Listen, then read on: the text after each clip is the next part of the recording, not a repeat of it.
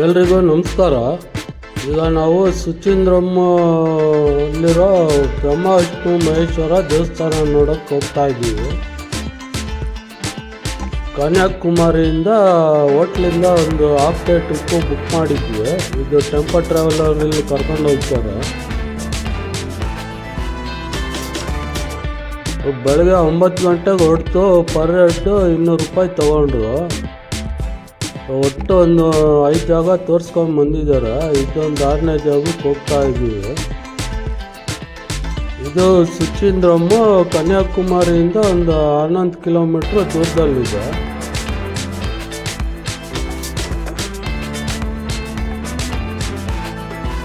ಅದೇ tempo traveller ಇವತ್ತು ಇಲ್ಲೇನೋ ರಥೋತ್ಸವ ನಡೀತಿದೆ ಅಂತೆ, ಹಾಗಾಗಿ ಸಿಕ್ಕಾಪಟ್ಟೆ ಜನ.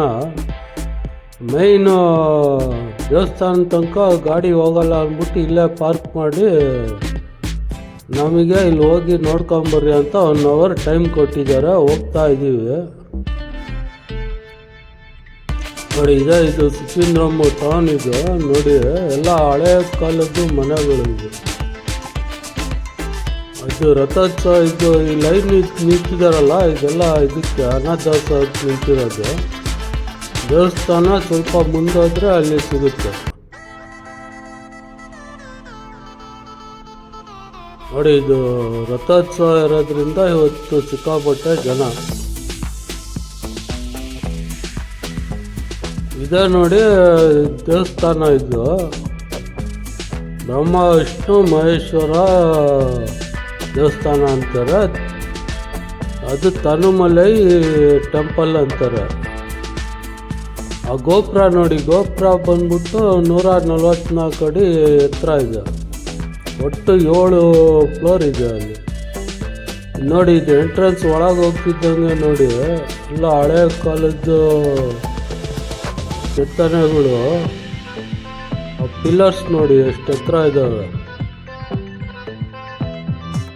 ಇದು ದೇವಸ್ಥಾನ ಬಂದು 9ನೇ ಶತಮಾನದ್ದು. 9ನೇ ಶತಮಾನದಲ್ಲಿ ಚೋಳರು ಕಟ್ಟಿಸಿದ್ದು. ಇದು 17ನೇ ಶತಮಾನದಲ್ಲಿ ಇಲ್ಲಿ ತ್ರಿವೇಂದ್ರಮಲ್ಲಿ ಇದ್ರಲ್ಲ ರಾಜರು, ಕೇರಳ ರಾಜರು, ಅವರು ಇದೆಲ್ಲ ಎಕ್ಸ್ಪ್ಯಾಂಡ್ ಮಾಡಿರೋದು. ತನುಮಲೈ ಅಂದರೆ ಬ್ರಹ್ಮ ವಿಷ್ಣು ಮಹೇಶ್ವರ ಅಂತ. ತನು ಅಂದರೆ ಶಿವ, ಮಲಯ ಅಂದರೆ ವಿಷ್ಣು, ಅಯ್ಯ ಅಂದರೆ ಬ್ರಹ್ಮ. ನೋಡಿ, ಇಲ್ಲಿ ಹೋಗ್ತಾನೆ 2 ಸಣ್ಣ ದೇವಸ್ಥಾನ ಇದೆ. ಒಳಗೆ ನೋಡಿ, ಒಳಗೆಲ್ಲ ಇದು ಫೋಟೋಗ್ರಫಿ ಎಲ್ಲ ತಗೊಳಂಗಿಲ್ಲ ಅಂತ ಹಾಕಿದ್ದಾರೆ ಬೋರ್ಡು. ಸೊ ಎಲ್ಲೆಲ್ಲಾಗುತ್ತೆ ಅಲ್ಲಲ್ಲಿ ತೋರಿಸ್ತಾ ಇದ್ದೀನಿ ನಿಮಗೆ. ಮತ್ತು ಇದು ದ್ರಾವಿಡ ಶೈಲಿ ಮತ್ತು ಕೇರಳ ಶೈಲಿ 2 ಮಿಕ್ಸು ಇದು ದೇವಸ್ಥಾನ.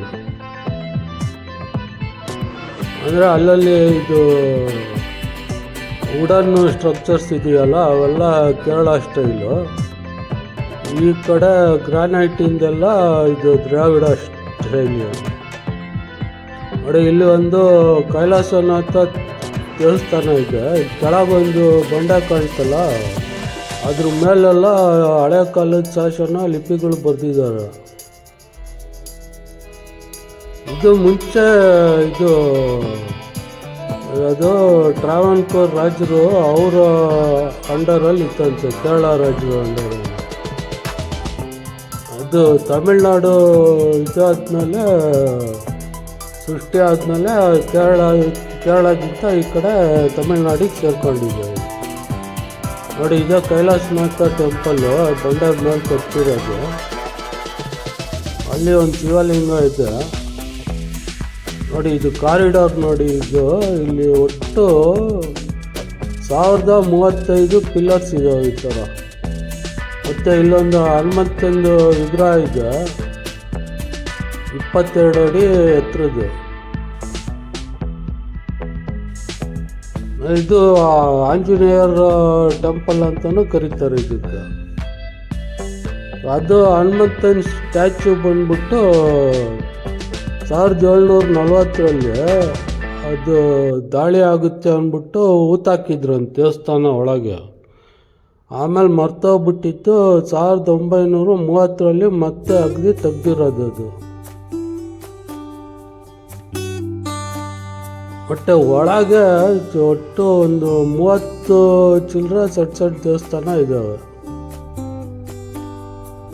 ಇದು ಬಂದ್ಬಿಟ್ಟು ಇಲ್ಲಿ ಗಣೇಶ ಟೆಂಪಲ್ ಇದು. ಇದೆಲ್ಲ ದರ್ಶನ ಎಲ್ಲ ಮುಗಿಸ್ಕೊಂಡು ಹೊರಗೆ ಬರುವಾಗ ಈ ಕಡೆ ಬಲ್ಭಾಗಕ್ಕೆ ಸಿಕ್ತು.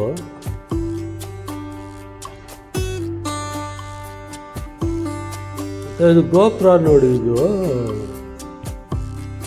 ಪದ್ಮನಾಭ ಟೆಂಪಲ್ ಗೋಪುರ ಇದೆಯಲ್ಲ, ಅದೇ ಸ್ಟೈಲಲ್ಲಿ ಕಟ್ಸಿದ್ದಾರೆ.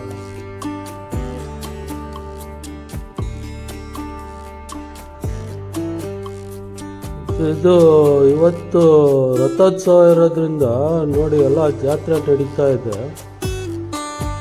ಇದು ರಥೋತ್ಸವ ಡಿಸೆಂಬರು ಎಂಡಲ್ಲಿ ಮಾಡ್ತಾರೆ.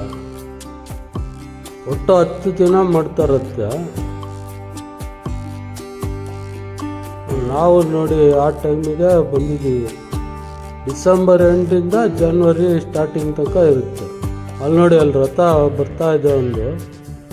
ಸೊ ಇಲ್ಲಿ ಮುಂದೆ ಒಂದು ಇದು ಕಲ್ಯಾಣಿ ಇದೆ. ಇದು ಮೇನ್ ಕಳೆ ಇಲ್ಲಿ ದೇವಸ್ಥಾನಕ್ಕೆ.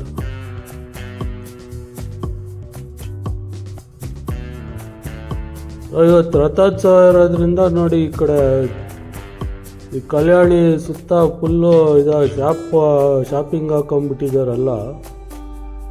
ಸ್ವಲ್ಪ ಮುಂದೋಗಿ ನೋಡ್ಕೊಂಬರೋಣ.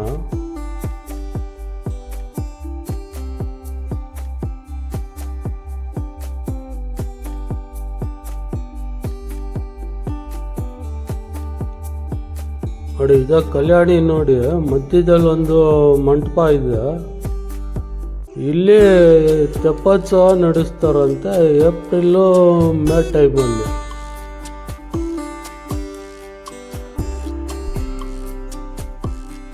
ಸ್ವಲ್ಪ ನೀರು ಕಮ್ಮಿ ಆಗಿದೆ. ನಾ ಹಳೆ ಫೋಟೋ ನೋಡಿರೋದ್ರಲ್ಲಿ ಸುಮಾರು ನೀರಿದ್ದು.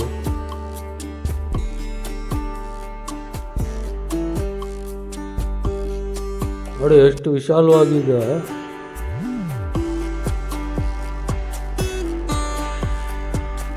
ಮತ್ತೆ ಇಲ್ಲಿ ಈ ಕಡೆ ಅಕ್ಕಪಕ್ಕ ಎಲ್ಲ ಹಳೆ ಕಾಲದ ಮನೆಗಳೆಲ್ಲ ನೋಡಕ್ ಸಿಗ್ತವೆ. ಸ್ವಲ್ಪ ಟೈಮ್ ಇದ್ದಿದ್ರೆ ಎಲ್ಲ ಸುತ್ತಾಡ್ಕೊಂಡು ಬರ್ತಿದ್ದೆ. ನಮ್ದು ಬೇರೆ ಅದು sightseeing temple 1 hour time ಕೊಟ್ಟಿದ್ದಾರೆ. ಆವಾಗಲೇ ಲೇಟ್ ಆಗಿದೆ, ಫೋನ್ ಮಾಡಿ ಕರಿತಾ ಇದ್ದಾರೆ. ಈಗ ವಾಪಸ್ ಹೊರಟಿದ್ದೀವಿ. ಮತ್ತು ಒಳಗೆ ಒಂದು 4 ಮ್ಯೂಸಿಕಲ್ ಪಿಲ್ಲರ್ಸ್ ಇದ್ವು. ಅದು ಅಲ್ಲಿ ಹೊಡೆದ್ರೆ ಇದು ಏನು ಮ್ಯೂಸಿಕ್ ಬರುತ್ತೆ ಅಂತ 4 ಇದ್ವು ಒಳಗೆ.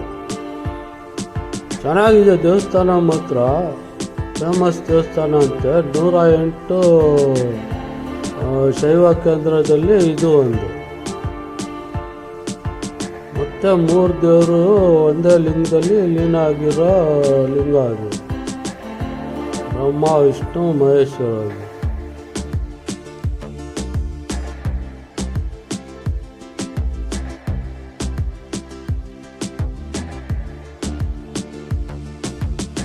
ಬನ್ನಿ, ಈ ಕಡೆ ಕನ್ಯಾಕುಮಾರಿ ಸೈಡ್ ಬಂದರೆ ಇದೊಂದು ಟೆಂಪಲ್ ವಿಸಿಟ್ ಮಾಡಿ. ಚೆನ್ನಾಗಿದೆ. ಒಳಗೆ ನೋಡೋಕ್ಕಂತೂ ಕಣ್ಸಾಲ್ದು ಆ ಥರ ಇದ್ದಾವೆ ಎಲ್ಲ. ಫುಲ್ಲು ಆಗಿನ ಕಾಲದಕ್ಕೆ ಹೋಗ್ಬಿಡ್ತೀವಿ ನಾವು. ನೋಡಿ, ಇದು ರಥ ನೋಡಿ ಎಷ್ಟು ಚೆನ್ನಾಗಿದೆ. ಇವತ್ತಿನ ವಿಡಿಯೋದಲ್ಲಿ ಇಷ್ಟೇ. ಮುಂದಿನ ವಿಡಿಯೋದಲ್ಲಿ ಮತ್ತೆ ಸಿಗೋಣ. ಅಲ್ಲಿವರೆಗೂ ಎಲ್ರಿಗೂ ಧನ್ಯವಾದಗಳು. ನಮಸ್ಕಾರ.